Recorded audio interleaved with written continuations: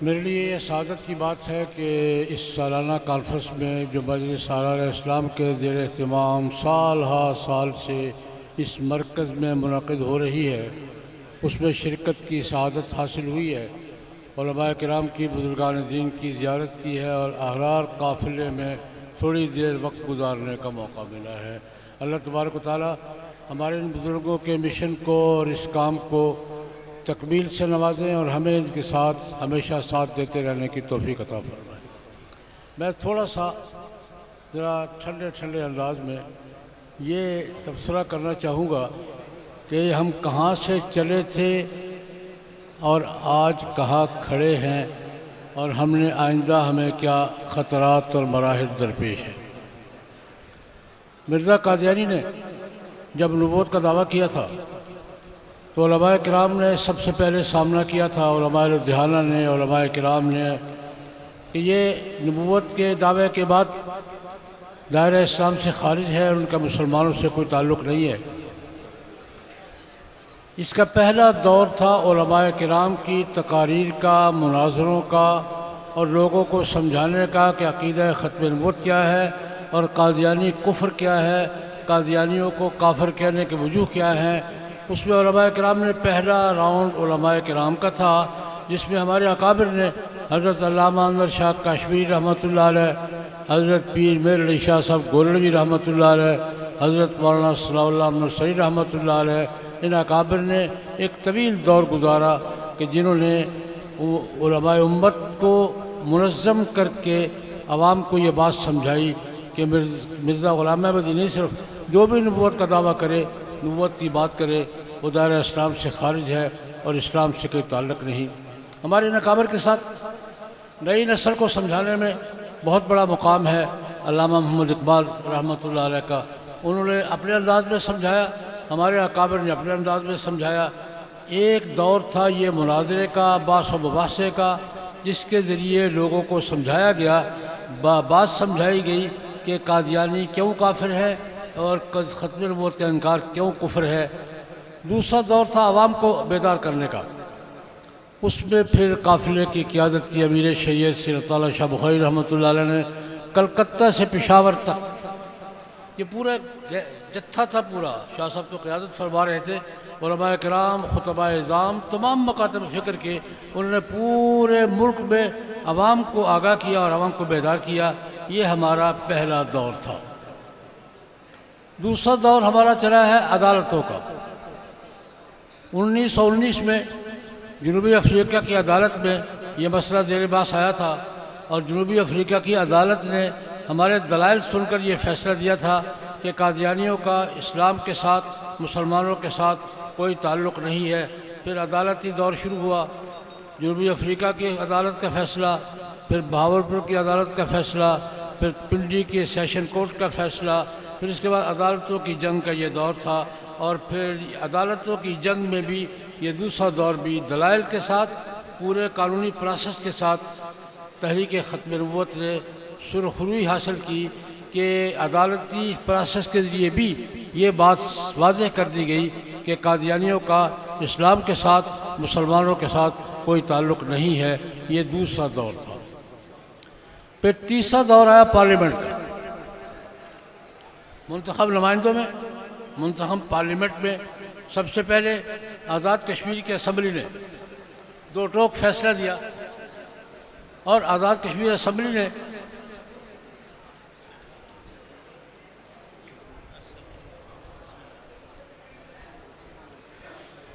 وہاں سے بات شروع ہوئی، اور اسمبلیوں میں یہ بات آئی۔ سن 74 میں پھر پاکستان کی منتخب پارلیمنٹ نے پورے پارلیمانی پروٹوکول کے ساتھ اور پورے پارلیمانی پروسیس کے ساتھ قادیانیوں کے سربراہوں کو بھی بلا کر 2 ہفتے بحث کر کے تمام تقاضے پورے کر کے یہ متفقہ فیصلہ دیا کہ قادیانی مسلمانوں کا حصہ نہیں ہیں، کافر ہیں، دائرہ اسلام سے خارج ہیں، اور پاکستان میں بطور مسلمان اسلام کے نام کے ساتھ، اسلام کی علامات کے ساتھ ان کو اپنے کام کرنے کا حق حاصل نہیں ہے۔ یہ ہمارا تیسرا دور تھا پارلیمنٹ۔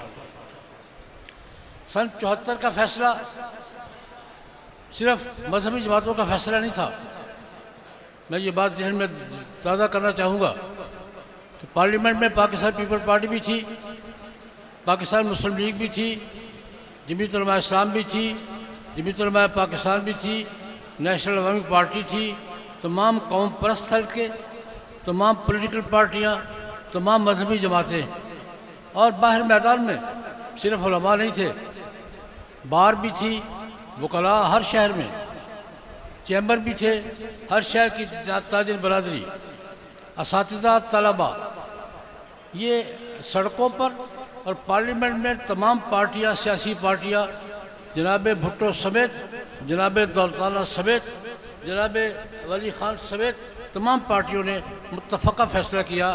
اس لیے میں یہ بات دہرانا چاہوں گا کہ یہ فیصلہ ہمارا تو تھا ہی، لیکن یہ فیصلہ قومی فیصلہ تھا، پوری قوم کا متفقہ فیصلہ تھا۔ یہ فیصلہ صرف مذہبی جماعتوں کا نہیں، قوم کا فیصلہ تھا کہ قادیانیوں کا اسلام کے ساتھ، مسلمانوں کے ساتھ کوئی تعلق نہیں۔ قادیانیوں نے اس فیصلے کو ماننے سے انکار کر دیا سن 74 میں۔ ان کے انکار کی وجہ سے، ان کی ضد کی وجہ سے، ان کی ہٹ درمی کی وجہ سے 84 کا قانون آیا۔ جب انہوں نے انکار کر دیا کہ ہم تو مسلمان کہلائیں گے، ہم تو مسلمانوں والے کام کریں گے، ہم تو اپنے اس ٹائٹل سے دستبردار ہونے کو تیار نہیں ہیں، تو 84 کا قانون، آرڈیننس کہہ لیں، امتناع قانون کہہ لیں، وہ ان کی ہٹ درمی کی وجہ سے آیا، اور 84 کے قانون کے بعد پھر ایک نیا دور شروع ہوا۔ میں اس پر تھوڑی سی بات کرنا چاہوں گا۔ سن 84 تک ہمارے سارے معاملات ہمارے پبلک میں تھے، عدالتوں میں تھے، اسمبلیوں میں تھے، لیکن سن 84 کے بعد یہ سارے معاملات بین الاقوامی ماحول میں منتقل ہو گئے۔ اقوام متحدہ ملوث ہو گئی، جنیوا ہیومن رائٹس کمیشن ملوث ہوا، یورپی یونین ملوث ہوئی، ایمنسٹی انٹرنیشنل ملوث ہوئی۔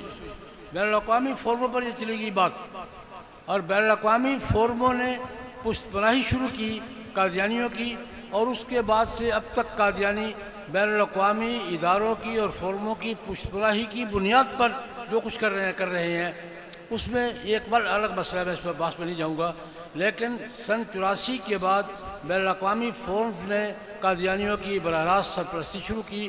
اس میں ہم نے کیا کردار ادا کیا میں اس بات میں نہیں پڑھتا، لیکن میں یہ کہتا ہوں اس وقت ہم اس دور میں ہیں، بین الاقوامی اداروں میں بحث ہو رہی ہے، قراردادیں ہو رہی ہیں، معاہدات ہو رہے ہیں، فیصلے ہو رہے ہیں، دباؤ ڈالا جا رہا ہے، اور ہم اس وقت اس مرحلے سے گزر رہے ہیں۔ یہاں یہ چوتھے دور کو میں دو حوالوں سے تعبیر کرتا ہوں۔ پہلا دور تھا ثابت کرنے کا، دوسرا دور تھا منوانے کا، تیسرا دور تھا نافذ کرنے کا۔ پہلا دور عوام میں دلائل کے ساتھ ثابت کرنے کا، وہ بھی گزرا، پھر عدالتوں میں اس کو ثابت کرنے کا، پھر پارلیمنٹ کے ذریعے اس کو نافذ کروانے کا۔ چوتھا دور جو بین الاقوامی اداروں کی سرپرستی میں ان کی مداخلت سے، بین الاقوامی اداروں کی دخل اندازی سے جو اب تک جاری ہے اور اب اس کو بڑھایا جا رہا ہے، یہ ابہام پیدا کرنے کا دور ہے۔ اس کے بعد دو کام ہوئے۔ سن 84 میں جب یہ لندن منتقل ہوئے ہیں، اس کے بعد دو کام ہوئے ہیں کہ پاکستان میں 4-5 مرحلوں کا تو میں بھی واقف نہیں، شریک ہوں ساتھ، کہ 4-5 مرحلے آئے ہیں جب ان فیصلوں کو ناکام بنانے کے لیے، غیر مؤثر بنانے کے لیے پارلیمنٹ کے ذریعے، قانون سازی کے ذریعے حرکتیں کی گئیں، الحمدللہ ناکامی ہوئی ان کو۔ اب ان فیصلوں کے بارے میں ابہام پیدا کرنے کا دور ہے۔ آج کا دور ابہام پیدا کرنے کا دور ہے۔ اس کا مطلب یہ ہے جی، اس کا مطلب یہ نہیں جی، اس کا نتیجہ یہ ہے جی، اس کا نتیجہ یہ نہیں ہے۔ فیصلوں کے بارے میں ابہام پیدا کر کے نئی نسل کو کنفیوز کرنے کے لیے اس دور میں عدالتوں کے ذریعے، عدالتوں میں کیا ہو رہا ہے، کہ سپریم کورٹ میں کیا ہوا ہے، باقی عدالتوں میں کیا ہوا ہے، ابہام پیدا کر۔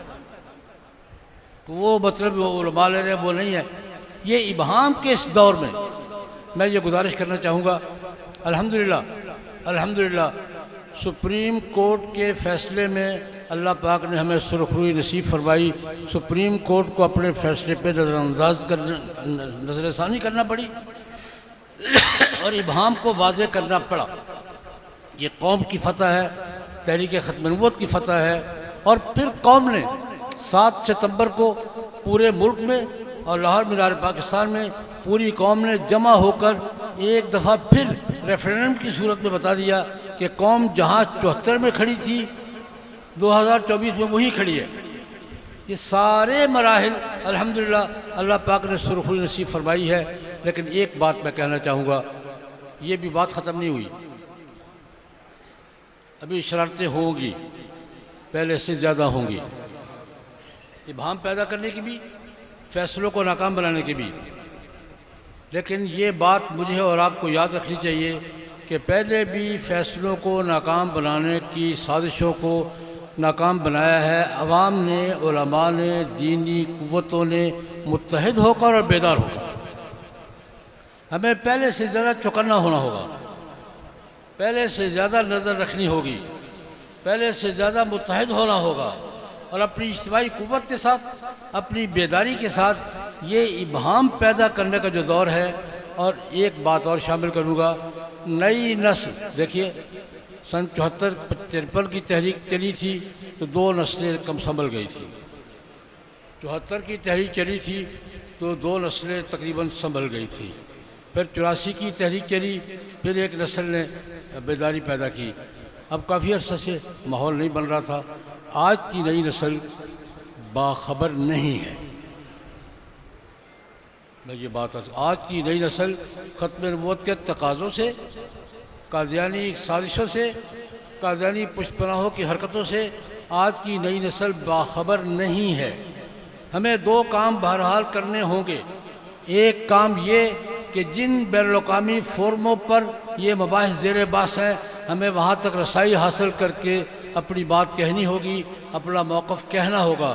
اور دوسری بات، نئی نسل کو ہمیں باخبر کرنا ہوگا، یہ نہیں کہ مسلمانوں کے بچے ٹھیک ہیں، نہیں، ہمیں نئی نسل کو، کالج کی نسل کو، یونیورسٹی کی نسل کو، بچوں کو بھی، بچیوں کو بھی تنظیم کے ساتھ، حکمت کے ساتھ، شعور کے ساتھ اپنے تاریخ سے بھی واقف کرانا ہوگا، اپنے عقائد سے بھی واقف کرانا ہوگا، ختم نبوت کی اہمیت سے بھی اور اس کے انکار کے نتائج سے بھی۔ آج ہم اس مقام پر کھڑے ہیں، خوشی ہے کہ ملک بھر میں دینی حلقے بیدار ہیں۔ 7 ستمبر کا لاہور کا اجتماع، آپ کا یہ اجتماع، یہ دلیل ہے کہ قوم بیدار ہے، علماء سمجھ رہے ہیں، لیکن ہمیں ان دونوں تقاضوں پر توجہ کرتے ہوئے آگے بڑھنا ہوگا۔ اللہ پاک ہمیں کامیابی اور سرخروئی نصیب فرمائیں۔ وآخر دعوانا ان الحمدللہ۔